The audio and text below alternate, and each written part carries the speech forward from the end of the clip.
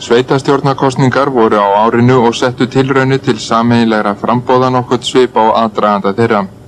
Reyndar varð ljóst strax í ársbyrjun að sameiginlegt framboð minnihlutans í Reykjavík yrði að engu, þar sem kvennalistinn var ekki til viðræðu málið, þó gott samstarf væri milli þessara flokka.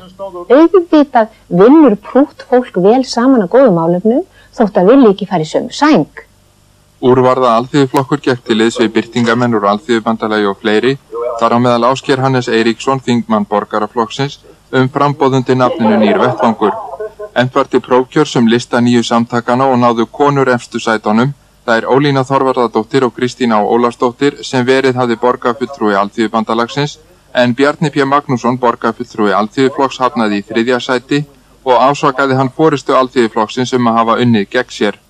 Hvað varðar formann og varaformann flokksins, að þá þýðir ekkert fyrir þau að láta sem vinstri höndin viti ekki hvað svo hægri gjörir. Í Reykjavík urðu vonir minnihlutaflokkanum að standa upp í hárin á sjálfstæðismönnum að engu strax og fyrstu tölu birtust að kvöldi kosningadagsins 27. maí. Þá leit út fyrir að sjálfstæðismenn fengju 11 borgarfulltrúa en þeir höfðu verið 9. Nokkar kjósendur virðast vera fljótir á kjörstað, þannig ég myndi meta þessa tölur þannig að líklegast væri við værum með 10.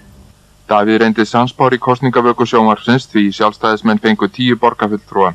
Þeir unnu einn af Alþýðubandalagi sem hafði verið með 3 en satt nú eftir með 1 borgarfulltrúa þar sem Nýr vettvangur náði hinnum í orðsins fyllstu merkingu.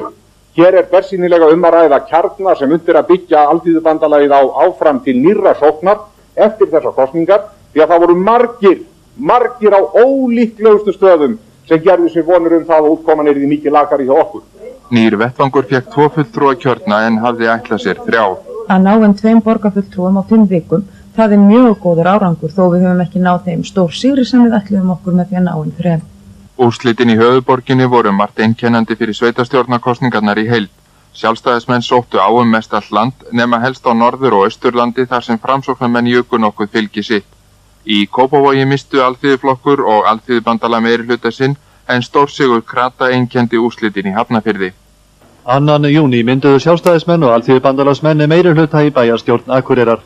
Það þóttu sögulegar sættir og framsóknarmenn töldu það í mótsögn við úrslit kosningana þar sem þeir hafi verið ótvíræðir sigurvegarar. Sigurður J. Sigurðsson var kosinn formaður bæjarráðs en Sigríður Stefánsdóttir forseti bæjarstjórnar. Eftir kosningaorrahríð og eina vökunótt langa, Sigríður ákvað í sængina blíð með Sigurði J. að ganga.